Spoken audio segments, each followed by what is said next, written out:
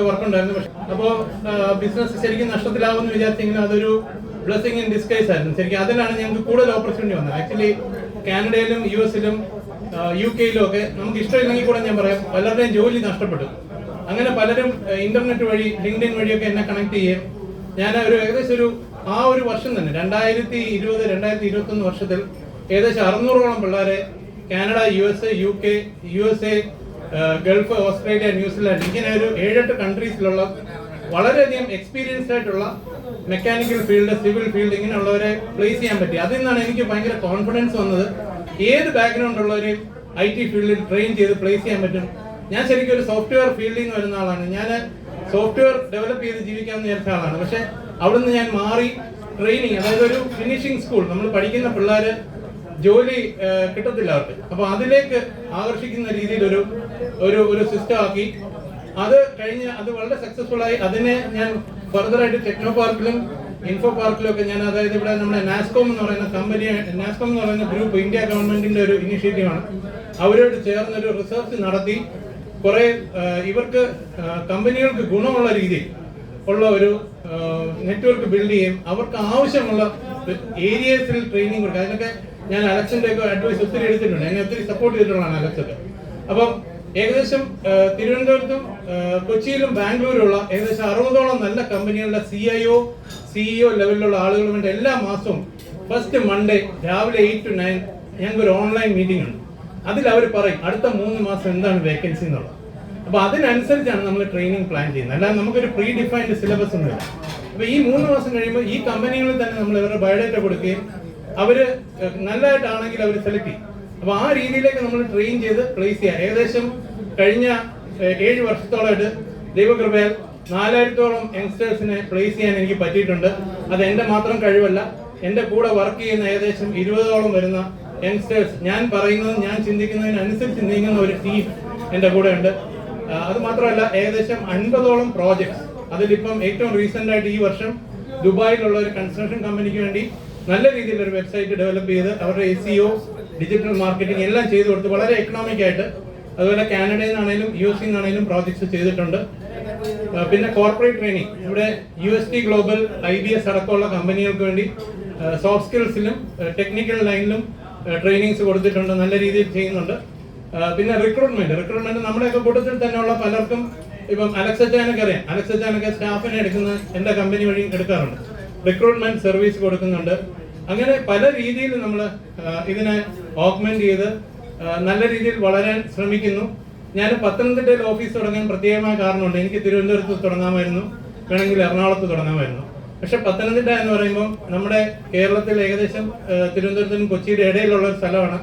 അവിടെ അത്രയ്ക്ക് ഡെവലപ്മെന്റ് അങ്ങോട്ട് വന്നിട്ടില്ല. പല കോളേജുകളിൽ ഞാൻ സന്ദർശിച്ചപ്പോൾ CN college, Providence college, Chengannur engineering, ഇവിടെയൊക്കെ സന്ദർശിച്ചപ്പോൾ അവർക്ക് ട്രെയിനിങ്ങിനുള്ള സൗകര്യങ്ങൾ ഇല്ല എന്നുള്ളത്. അപ്പോഴാണ് ഞാൻ ആലോചിച്ചത്, ഞാൻ പത്തനംതിട്ട കാത്തലിക്കറ്റ് കോളേജുമായിട്ട് ഒരു MOU സൈൻ ചെയ്ത് അതിന്റെ തൊട്ടടുത്ത് തന്നെയാണ് ബിൽഡിങ്ങിന് ഓഫീസ് തുടങ്ങിയത്. അവിടെയുള്ള പാവപ്പെട്ട ഒരു 20ഓളം സ്റ്റുഡൻസ് എല്ലാ ദിവസവും എന്റെ ഓഫീസിൽ വന്നാണ് ലാബ് എല്ലാം ചെയ്യുന്നത്. ഫ്രീ ഓഫ് കോസ്റ്റ് ആണ് ഞാൻ കൊടുത്തിരിക്കുന്നത്. അതൊരു സർവീസായിട്ട് ഞാൻ ചെയ്യുന്നു. പക്ഷെ അതുകൊണ്ട് തന്നെ എനിക്ക് പല ഗുണങ്ങളും ഉണ്ട്. ആ ഒരു നെറ്റ്വർക്ക് പത്തനംതിട്ട ബെൽറ്റിൽ, പത്തനംതിട്ട, ചെങ്ങന്നൂര്, തിരുവല്ല, ആലപ്പുഴ, ആ ബെൽറ്റിൽ എനിക്ക് നല്ല രീതിയിലുള്ള ഒരു റിസപ്ഷനാണ് കിട്ടിയിരിക്കുന്നത്. ഞാൻ ആ ഒരു ഇതിൽ പോകുന്നു. എനിക്ക് ആസ് ഓഫ് നൗ 2000ഓളം കമ്പനീസുമായിട്ടാണ്, അത് ഇന്ത്യയിൽ മാത്രമല്ല കാനഡയിലും UK-ലും ഒക്കെ ഉള്ള എല്ലാം ചേർത്ത് 2000ഓളം കമ്പനീസുമായിട്ട് നെറ്റ്വർക്ക് ഉണ്ട്. നല്ല രീതിയിൽ ഇത് ഗ്രോ ചെയ്തു വരുന്നു. ഫർദർ ഗ്രോ ചെയ്യാൻ ആഗ്രഹിക്കുന്നു.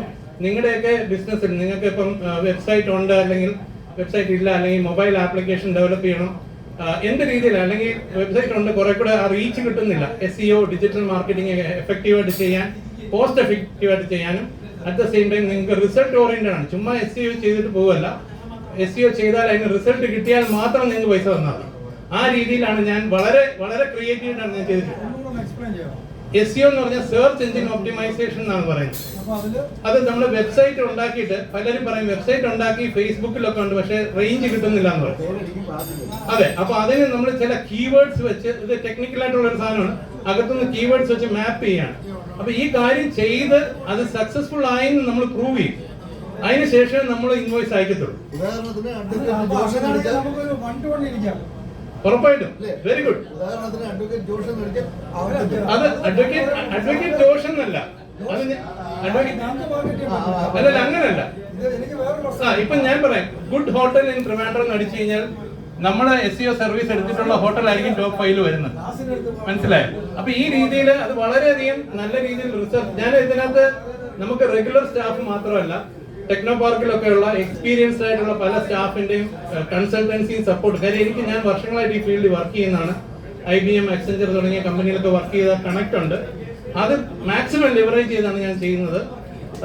ഈ ആഴ്ച തന്നെ ഞാൻ പറയാം, ഈ ഇപ്പോഴത്തെ സാഹചര്യം എന്ന് പറഞ്ഞാൽ എംപ്ലോയ്മെന്റ് കിട്ടാൻ വളരെ പാടുള്ള സാഹചര്യമാണ്. എല്ലാവർക്കും അറിയാം, ഉള്ളവരെ പറഞ്ഞുവിടാണ്. ഈ ആഴ്ച തന്നെ ഇന്ന് ഇവിടെ ഇരിക്കുമ്പോൾ എനിക്ക് എന്റെ ഓഫീസിൽ നിന്ന് പിള്ളേർ വിളിച്ചു പറഞ്ഞു, ഇന്ന് 3 ഇന്റർവ്യൂ അറ്റൻഡ് ചെയ്ത പിള്ളേർ 3 സെലക്ടഡ് ആണ്. മൺഡേ ജോയിൻ ചെയ്യണം. That's A very good news for me and my company. അപ്പം ഈ ആഴ്ച മൊത്തമായിട്ട് 8 പേരെ പ്ലേസ് ചെയ്തിട്ടുണ്ട്. കോസ്റ്റ് എഫക്റ്റീവ് ചെയ്യാൻ നമുക്ക് ഡിസ്കസ് ചെയ്യാം. എല്ലാം കോസ്റ്റ് എഫക്റ്റീവ് ആണ്.